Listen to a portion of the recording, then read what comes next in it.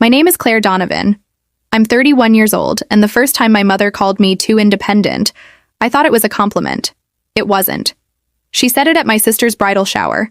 Not loudly, not cruelly, just softly enough for the women around us to nod in agreement. Claire's always been the independent one, she said, smiling tightly. Sometimes I worry she doesn't need anyone. Need. The word lingered in the air like something slightly embarrassing. My younger sister Lily sat at the center of the room, glowing in a white dress she insisted wasn't technically white. Her fiancé stood near the mimosa station, charming everyone with effortless ease. My mother had spent 3 months planning that shower, 3 months choosing flowers, napkins, ribbon shades. When I got promoted to senior analyst last year, she sent a text.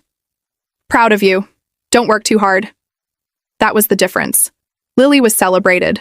I was acknowledged. At the bridal shower, I had arrived early to help set up, carried folding tables, arranged centerpieces, fixed a ribbon bow that wouldn't sit correctly. No one asked me to. That's what independent daughters do. We don't wait to be needed. We anticipate it. Halfway through the afternoon, my mother pulled me aside near the kitchen sink. You're okay, right? She asked. With what? With everything. Everything. Lily's wedding, the engagement photos, the subtle comparisons. I'm fine, I said. She studied me carefully. You don't seem excited. I am. You just don't show it. That was always the critique. I didn't perform emotion correctly. I didn't cry on cue. I didn't gush loudly. I didn't collapse when relationships ended. And because I didn't collapse, I must not need. That night, after the guests left and Lily drove off with her fiancé, my mother stood in the doorway watching them go. She's always wanted this, she whispered. I stood beside her. She deserves it. Mom nodded. Then she added almost absently, You've always been different, Claire. Strong, self-sufficient, too independent sometimes. Too. The word pressed into me differently this time, as if independence were a flaw that required soft correction. What does that mean? I asked lightly. It just means, she said gently, you don't let anyone take care of you. I almost laughed. No one had tried. Growing up, Lily was the sensitive one. If she struggled in school, tutors were hired. If she cried over a breakup, Mom slept beside her. When I handled things quietly, Mom would say, See? Claire doesn't need babysitting. I learned early that needing was inconvenient, so I stopped asking. When I moved to Chicago at 24 for my career, Mom cried. Not because I was leaving, but because Lily might feel alone without me. You're so independent, she said at the airport. You'll be fine anywhere. It sounded like confidence. It was distance. 3 weeks after the bridal shower, Lily called me late at night. Mom's stressed, she said. About what? The wedding costs are higher than expected. Of course they were. They always are. She doesn't want to ask you. Lily continued carefully. There it was, the expectation without direct request. What does she need? I asked. Silence. Then the number, $7,500, for flowers, venue upgrades. A live string quartet Lily suddenly fell in love with. I didn't respond immediately, because for the first time I was doing the math. Not just financially, emotionally. Before I tell you what I did next, and why my mother's definition of too independent changed 3 months later, I want to ask you something. Have you ever been told you're strong, when what they meant was convenient? I didn't say yes immediately. That was new. For most of my life, when my mother or sister hinted at financial strain, I responded quickly. I transferred money before the discomfort had time to grow. I told myself it was generosity. I told myself it was love. But sitting at my kitchen table that night in Chicago, staring at the number Lily had mentioned, $7,500, I didn't feel generous. I felt familiar. This wasn't the first time. When Lily studied abroad in Florence, my parents covered tuition but asked me to help with spending money. When she moved into her first apartment, I co-signed the lease quietly so Mom wouldn't worry. When Lily's credit card spiraled after her second year of law school, I paid it down because she was overwhelmed. Overwhelmed was our family word for shielded, and I was the shield. I opened my banking app and filtered transfers labeled family. 5 years, $63,000, not loans, not agreements, not documented, just help. Temporary. Every time. And every time my mother would say, "Thank you. You've always been so independent." Independent. The word was starting to feel like an invoice. The next morning, my mother called directly. "Lily mentioned you two spoke." "Yes." "She hates asking." "She didn't." Mom laughed softly. "She would never." That was true. Lily never asked directly. She just existed inside need, and someone else filled it. Usually me. "You know weddings are expensive," Mom continued gently. "I do." "And you're doing well." I didn't respond. "You don't have a mortgage?" she added carefully. "I do. It's manageable." So was Lily's, in theory. "She's starting a family," Mom said. I swallowed. "So that means I should fund it?" "That's not what I'm saying." It was exactly what she was saying. "I just think," she continued softly, "you've always had more freedom." Freedom. Another word that sounded like praise but felt like separation. I leaned back in my chair. "When was the last time you asked if I needed help?" I asked quietly. Silence, then confusion. "What do you mean?" "I mean, financially, emotionally, anything." "You've always handled things." "Because I had to." "You never seem to struggle," she added. I almost smiled. I struggled privately, with loneliness, with long hours, with relationships that ended because I was too focused. But I didn't cry on the phone, so it didn't count. Mom's voice softened. "You've never needed us the way Lily does." There it was. The hierarchy. Need equals priority. Strength equals optional. "I needed you," I said calmly. She went quiet. "For what?" "For acknowledgement." Silence again, not defensive, disoriented. "I didn't realize," she whispered. "I know." But realization doesn't erase pattern. "I'll think about it," I said finally. "About what?" "The money." Her tone shifted. "Claire, it's a large amount. It's your sister's wedding. And she's starting her life. So did I." The air between us thinned. "You're being difficult," she said softly. "No, I was being deliberate. Before I tell you what happened at the rehearsal dinner and why I arrived without the transfer confirmation she expected, I want you to think about something. If someone only values your strength when it benefits them, what happens when you stop offering it?" The rehearsal dinner was held in a restored brick venue downtown. Soft string lights, long wooden tables, a curated wine list Lily had personally approved. I arrived alone, on time, like always. Mom greeted me with a tight smile and a quick glance at my hands. Empty. No envelope, no subtle nod. Just presence. "You look nice," she said, kissing my cheek. "You too." She didn't ask about the transfer. Not yet. Lily floated toward me minutes later, glowing in cream silk. "I'm so glad you came early," she said. I said I would. "You're not mad, right?" "About what?" "The money conversation." There it was, floating between champagne glasses and place cards. "I'm thinking," I replied. Her expression flickered slightly. "Mom said you hesitated." I did. "Why?" "Because hesitation is new territory in this family." "Because I don't want to be the invisible sponsor," I said calmly. She blinked. "What does that mean?"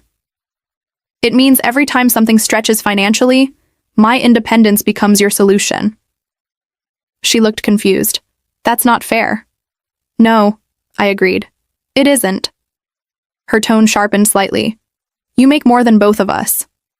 And you don't have wedding costs. I also don't have help." The word surprised her. "What help? Emotional, financial, logistical?" "You've never asked." That again. The assumption that silence equals sufficiency. "I shouldn't have to beg to be seen," I said softly. She frowned. "You're making this dramatic." "No, I'm making it honest." The music swelled slightly as guests arrived. Mom appeared beside us. "Everything okay?" she asked lightly. "Yes," Lily said quickly. "No," I said at the same time. Mom stiffened.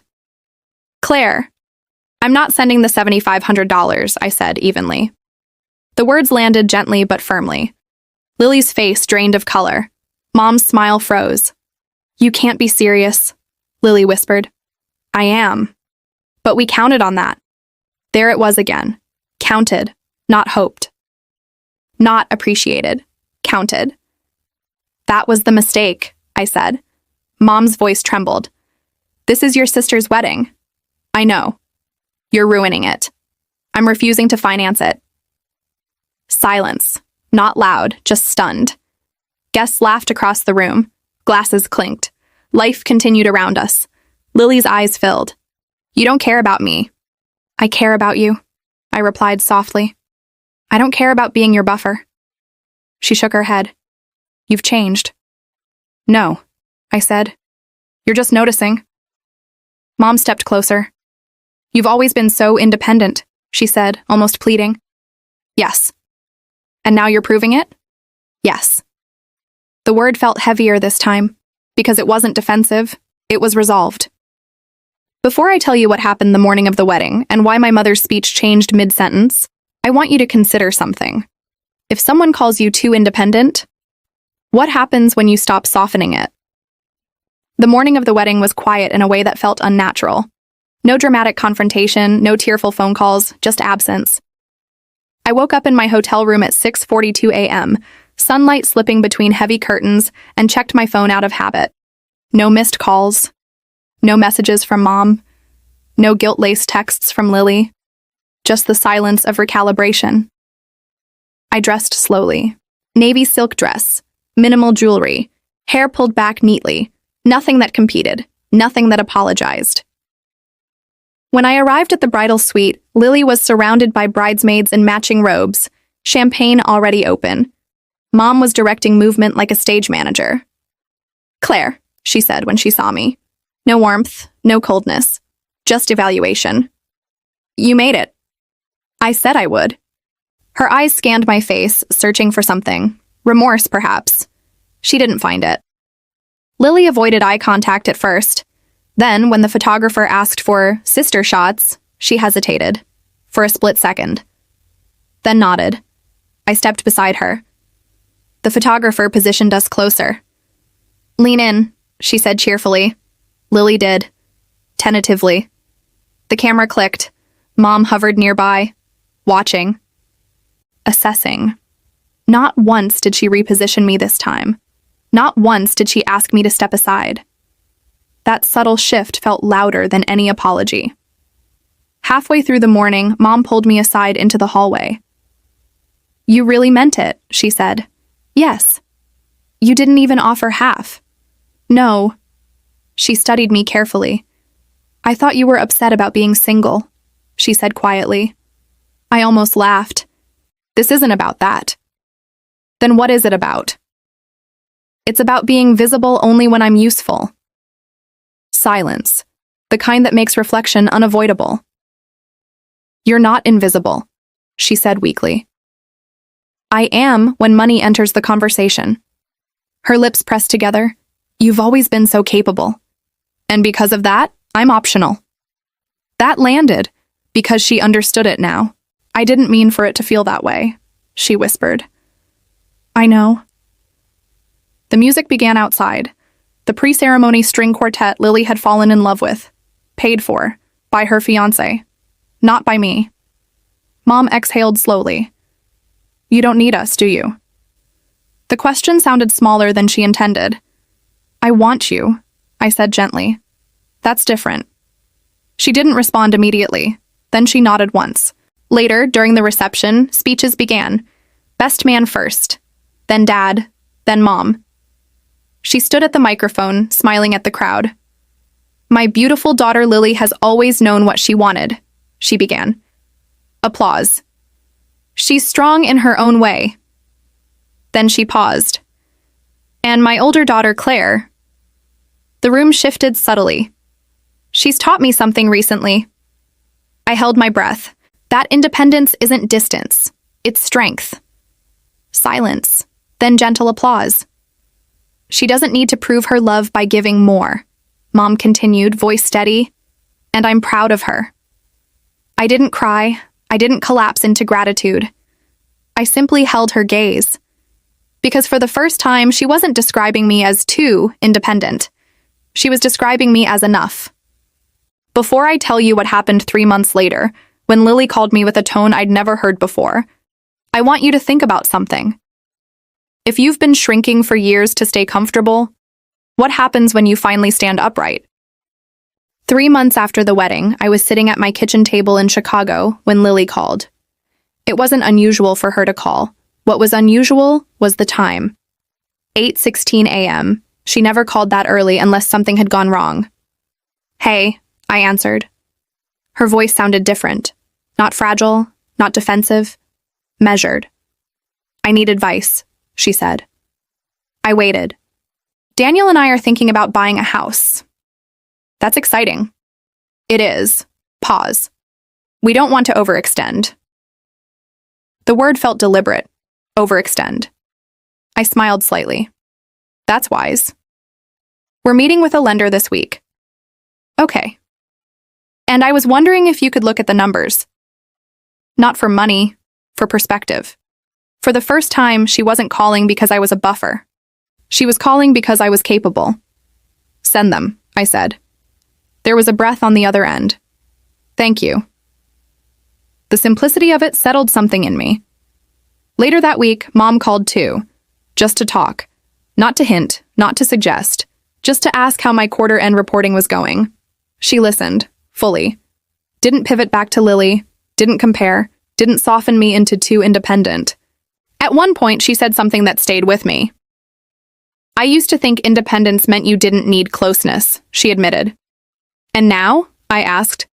Now I think it just means you don't beg for it. That felt honest, balanced. I didn't close my bank account to hurt them. I didn't refuse the $7,500 to punish Lily. I did it because I was tired of being the invisible solution. For years, my independence had been framed as emotional distance, as coldness, as stubbornness. But what it really was self-containment. And self-containment only feels threatening when someone expects access. The truth is, I didn't become independent that day. I stopped diluting it. I stopped apologizing for it. I stopped financing other people's comfort to prove my love. And when I did, something surprising happened. They adjusted. They recalibrated. They saw me, not as the strong one, not as the convenient one, just as a daughter. And that changed everything. So tell me, have you ever been told you're too independent? And if you stopped softening that strength, who would feel uncomfortable first? Sometimes the most powerful shift doesn't come from revenge. It comes from refusal. Refusal to shrink. Refusal to subsidize. Refusal to apologize for being self-sufficient. Because independence isn't distance. It's clarity. And sometimes becoming exactly what they criticized is the most peaceful thing you can do. And if this story felt familiar, if you've ever been labeled too independent just because you refuse to be someone's emotional or financial safety net, then you're not alone. This space is for the strong daughters, the quiet providers, the ones who are only noticed when they stop giving. If you believe boundaries deserve to be spoken out loud, if you believe strength doesn't need to apologize, if you've ever had to choose respect over approval, make sure you subscribe. Because here, we tell stories about family, power shifts, emotional clarity, and the calm kind of revenge that doesn't scream, it settles. And the next story might feel even closer to home. I'll see you there.